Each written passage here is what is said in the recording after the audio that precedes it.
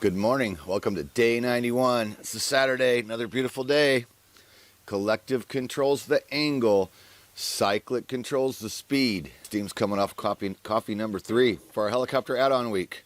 Our pilot that's been coming in this week, same struggle as a lot of people. You got to remember that he's used to flying an airplane where you got to have speed all the way in. This is different when you're going from airplane to helicopter. Airplane approaches fast, helicopter approaches slow. So again, you got to change hats. So my member in town, no different than anybody else, we had to review a little bit because I told him, let's freshen up the normal approach first, because everything starts with a normal approach, and then we can build on the steep and the shallow from the normal, just like everything begins and ends with a hover. So the thing I've had to do is slow him down, okay? And this is totally normal. He's not doing anything abnormal. Everybody does this.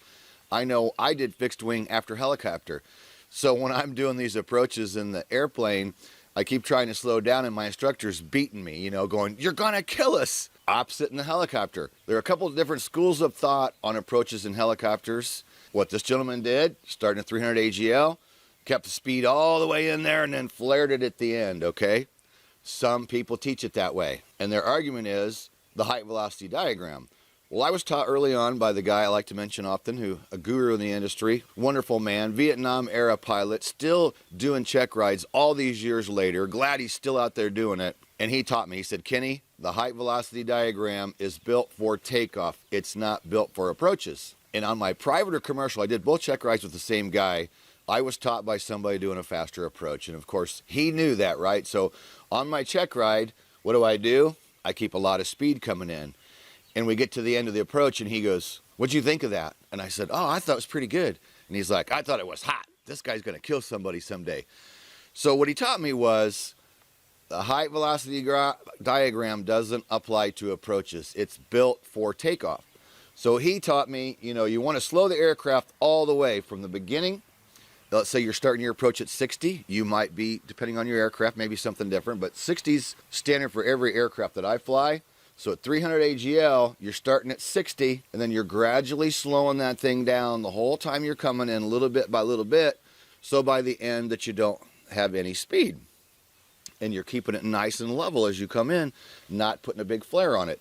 If you do that, it takes bigger control inputs, and it's messier, and it's harder to work with the pedals and the collective and the RPM, and it just makes things kind of messy. If you can keep it nice, keep that angle nice, and you come in nice and slow, and you come in real nice and level, the inputs are very small, and it just makes it so much cleaner. And so the memory aid is collective controls the angle, cyclic controls the speed. So if you put an imaginary line from the beginning of your approach at 300 AGL, you want to follow that imaginary line all the way down to your spot. And you're using the collective to control that angle, and you're using the cyclic to control that speed. So if you use that as your memory aid, collective controls the angle, cyclic controls the speed. Starting your approach at 300 AGL, example 60. If everything's set up real nice at 300 AGL, you're following that line all the way down. You're using the collective to control that line. I had one guy that taught me, and another guru who I just taught me so much good stuff. He said, Kenny, imagine you got a string right in the end of the nose of that aircraft, and picture that string all the way down to your spot, and just keep the nose on that string all the way in. Once you have your 300 AGL and you have your approach angle, follow that string, follow that line with the collective, up or down, all the way down to your spot.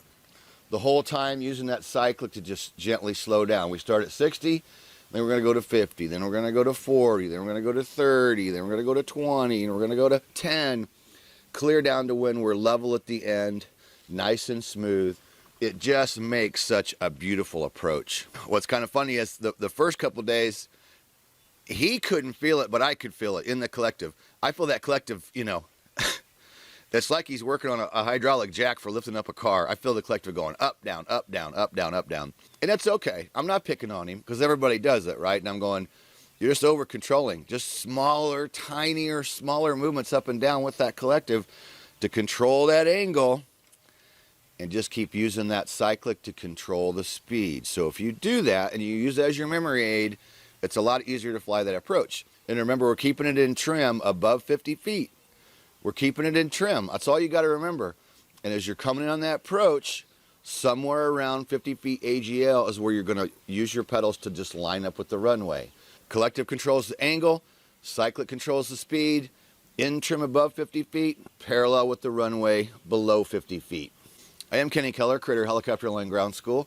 I'd like to hear your comments down below about approaches, because I know I've heard the arguments on this one over the years. I'm going to say this is how I teach it. This is how I do it, and it's how I've been doing it for 20 years. And that's what people expect, or the examiners expect, when I send somebody to a check ride. I'm not going to argue the point. I'm going to say this is my method. It's what I was taught early on, and it's what I've been using all these years, is the slower approach, slowing it down the whole time you're coming in. And the last thing I want to say about the whole approach is, let's say you're using the numbers 2-8 as your spot. Whatever your spot is, great, but I'm going to use the numbers 2-8, just for example, right?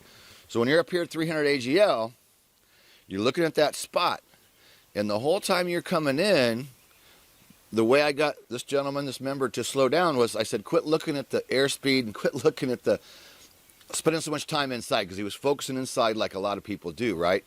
You want to look at the numbers 2-8. It should always look like you're approaching those numbers at the same speed. And that makes a lot of sense when you're using the collective controls the angle, cyclic controls the speed.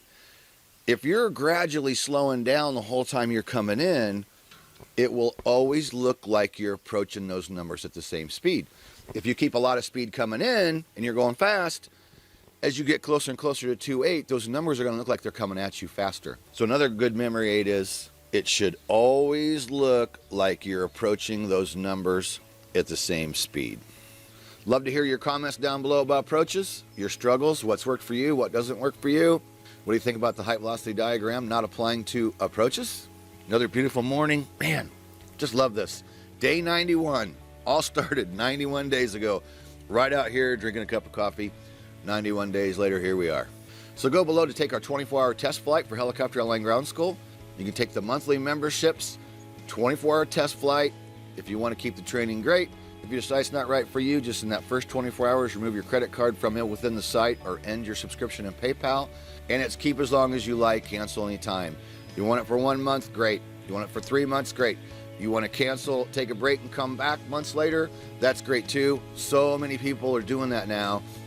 Not only for taking a break, say during the private, but they're doing that private, take a break, come back, do commercial, take a break, come back, do CFI. And same thing with instrument. Use them as you need them, keep them as long as you like, cancel anytime.